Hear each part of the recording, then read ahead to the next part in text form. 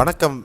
MAS ரெயின்மேனின் இனிய காலை வணக்கம். இன்றைய வானிலை அனுமானம் 28/2/2025. இது என் தனிப்பட்ட வானிலை அனுமானம். அஃபிஷியல் ஃபோர்காஸ்ட் இந்திய வானிலை ஆராய்ச்சி மையத்தை பார்த்துக்கோங்க.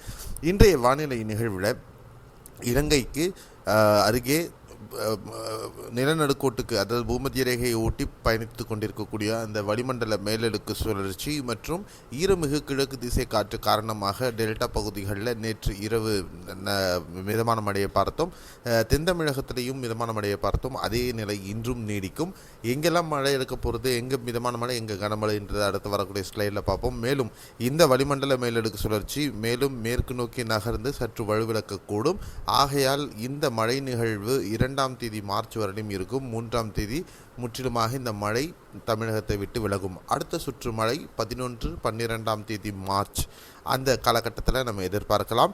அந்த மழை எப்படி இருக்க போகுது அப்படிங்கிறது வரக்கூடிய நாட்கள் வானிலை நம்ம பார்க்கலாம். இந்த மீன்வெயில் டைம் இந்த மழை நிகழ்வு 2ஆம் தேதி முடிவடைந்த பிறகு 3ஆம் தேதி முதல் வெப்பநிலை உயரக்கூடுவதற்கு வாய்ப்புகள், அதாவது பகல் நேர வெப்பநிலை சற்று தமிழகத்தில் உயர்வதற்கான வாய்ப்புகள் இருக்கின்றன.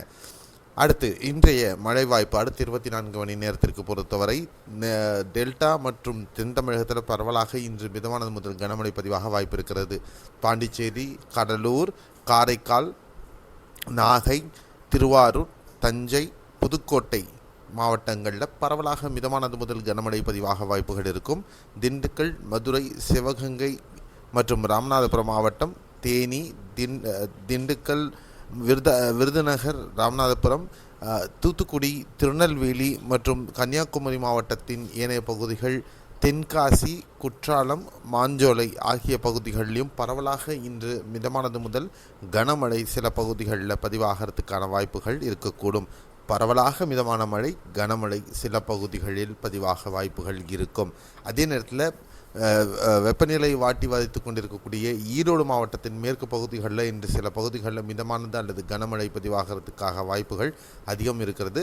கோவை மாவட்டத்தில் மழை கேட்டிங்க, இன்று மேகமூட்டத்துடன் சில பகுதிகளில் லேசான மழை பதிவாக வாய்ப்புகள் இருக்கிறது. அதே நேரத்தில் சேலம், நாமக்கல், கரூர், பெரம்பலூர், அரியலூர், திருச்சிராப்பள்ளி, கரூர் ஆகிய பகுதிகளில் மேகமூட்டத்துடன் ஒரு சில பகுதிகளில் லேசான மழை அல்லது மிதமான மழைக்கு வாய்ப்பு இருக்குது. சென்னை, திருவள்ளூர், காஞ்சிபுரம், செங்கல்பட்டு, திருவண்ணாமலை, விழுப்புரம் மாவட்டத்தில் மேகமூட்டத்துடன் ஒரு சில பகுதிகளில் லேசான மழை மட்டுமே பதிவாகிறதுக்கான வாய்ப்புகள் இருக்கக்கூடும் என்பதுதான் எதிர்பார்ப்பு. இந்த நிலை 2 நாட்கள் நீடிக்கும். பின்பு மழை முற்றிலுமாக குறைந்துவிடும். இதுதான் இன்றைய வானிலை நிகழ்வில் நம்ம எதிர்பார்க்கக்கூடிய மழையின் அமைப்பு.